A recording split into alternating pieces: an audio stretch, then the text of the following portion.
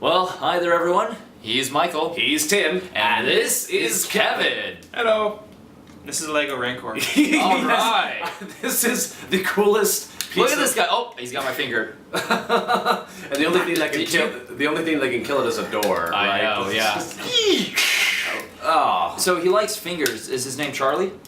No, it's just Rancor. Oh. Should call him Charlie. Charlie. For the five people who will get references. That's what, 5 years old? Okay, bring it in, group, bring it in. Introduce our guest. Why do we have a Lego Rancor here? Good question. That is a very good question. Kevin, it turns out, is a stop-motion animator. He works in a lot of different mediums. He does clay, but he also does a lot of Lego. That's most of the work you'll see. And speaking of Lego, he actually has a recent achievement that we'd like to tell you about. Yeah, so you want me to tell them? Yeah, you. Cool. So, several months ago, a friend posted on my wall and said, hey, you should probably check this out. So I took a look, and Lego was holding a competition for the feature film that's coming out next February. The competition rules were make a 15 to 30 second short where you have just some character from the Lego world who takes apart some ordinary object and rebuilds it as an extraordinary object. And the winner will have the chance of being featured as a part of the feature film coming out next year. I'm really hoping that they will end up with We're hoping winner. too. So, because that winner turned out to be me.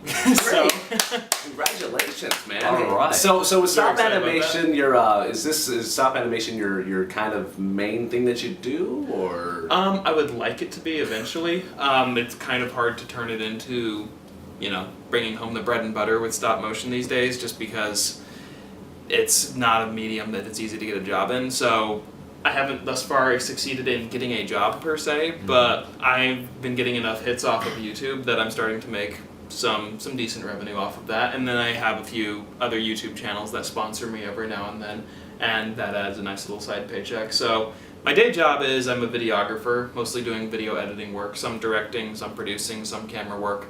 But yeah, then I will clock out, walk next door to the spare office my boss let me set up an animation studio in, and stay there until the wee hours of the morning. So what got you started in stop animation?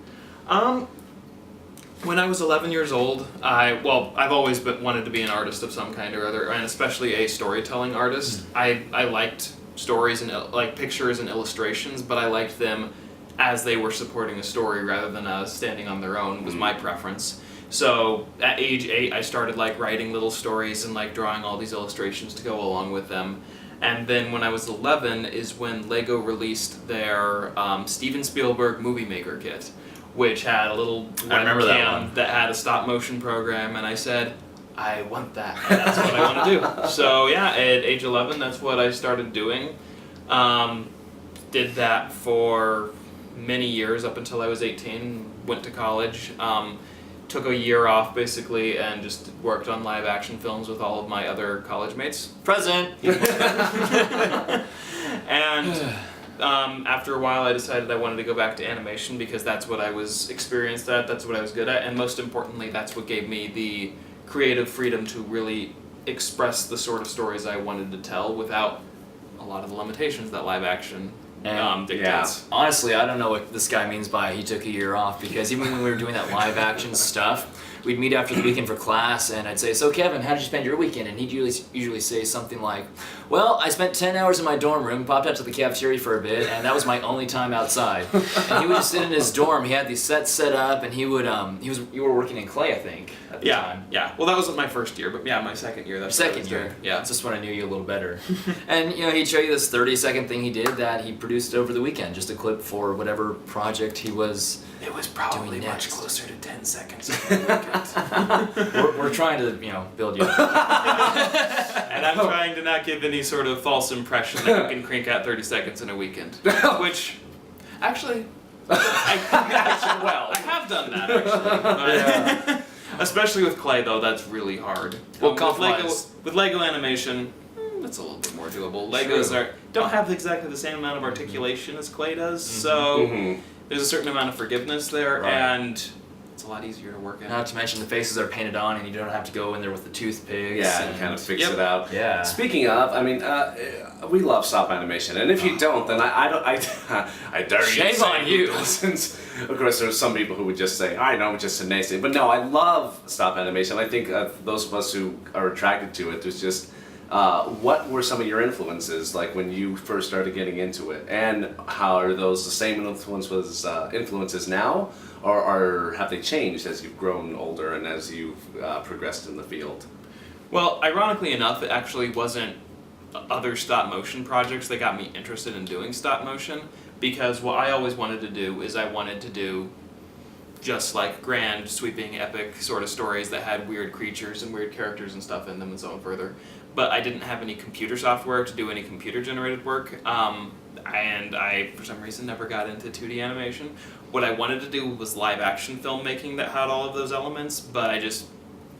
no budget. And as an 11-year-old, I came to the conclusion that if I'm doing something with stop motion that's telling a story like this, there's a lot more forgiveness than if I just have my three or four other brothers in the backyard with a camera just shooting us running around with guns. I'm like, no, that looks stupid. No, that looks stupid. And if you're animating with toys, okay, maybe people don't take it seriously, but they look at it and say, that's cool, as opposed to, that's stupid.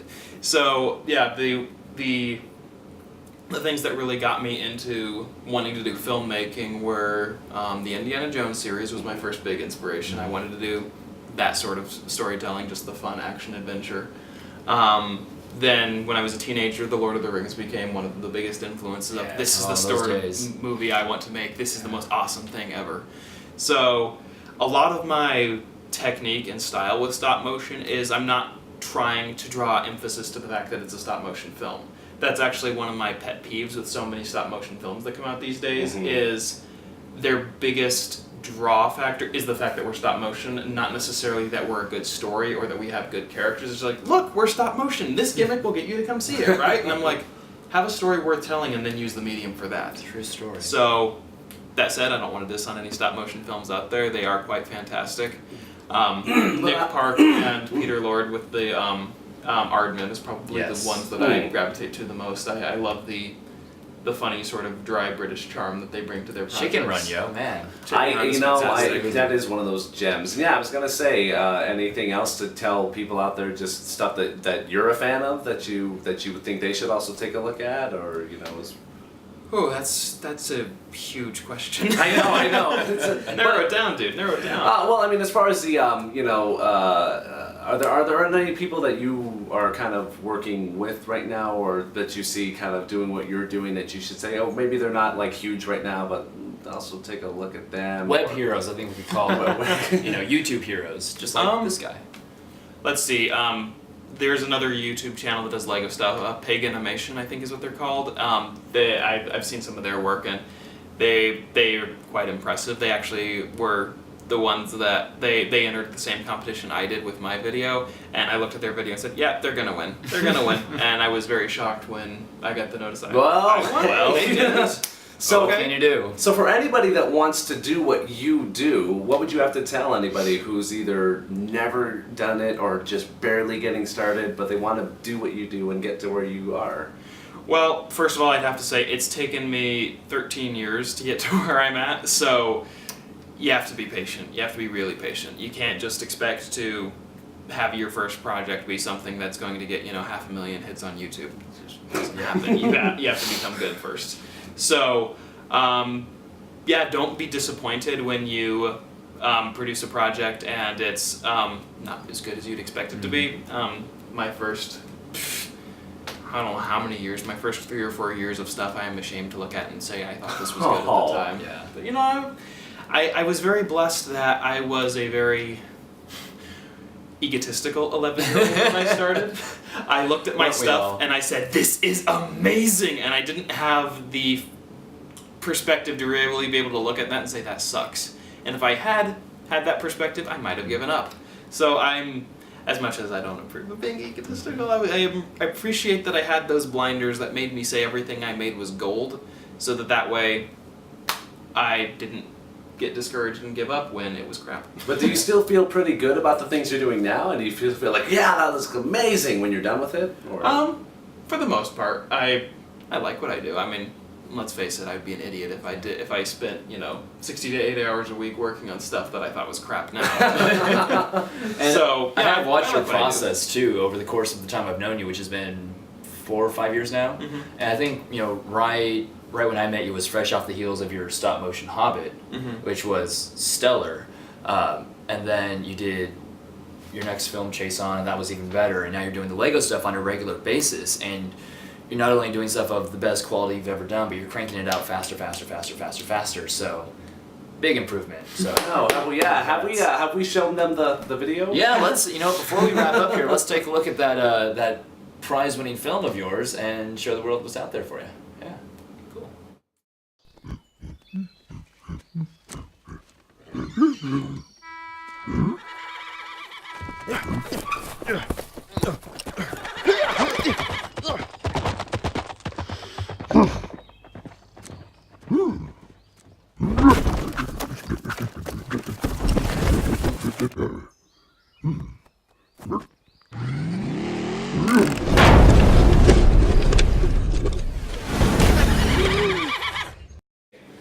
Wow. That's Nicely what I have done. to say. My first thought was I didn't know Legos could move that way. I was like, okay, Lego, because I've seen some things done, and I think, okay, they're very usually pretty stiff and restricted, but I did not think that a Lego could move that way. Very, very nice work. Mm-hmm. Very nice. Thank you. They moved Nicely so articulated. well. They moved so beautifully well in that piece. That was amazing. Nice characterization too. Thank you. That moment when Gorgie throws the carrot down. Oh, he didn't get to feed the horse. That's amazing. I mean, right in that moment, somehow, for some reason, we feel bad for that character. That's not easy to do, but the masters are able to do that, and you've been doing stop motion for too long and trying to capture personality for so long that I think it's second nature to you. Yeah. By this point, We talk about, you were talking about how the draw of stop animation is that it could be just stop animation, but I think there's also sensibilities that are lost in their Yes. actual animation techniques, and you really had a sense of movement that kept me looking at that piece and going like, whoa. Any stations you want to tell the viewers about where Yes. they can find you? How can we promote you? If you want to check out either my Facebook page or my YouTube channel, just do a Google search for Brotherhood Workshop. I should be one of the first things that pops up. Look for the wolf's head carved into the wooden table, and that's my logo. There you go. So yeah, I have about 20 or so videos up right now. Some of them are Lord of the Rings parodies, some of them are Harry Potter parodies, and yeah. Thank you so much for tuning in, everybody. My name is Michael, And my name is Tim, and this is Kevin. and that is The Rancor. That was a really good roar. See you, everybody. See you next time.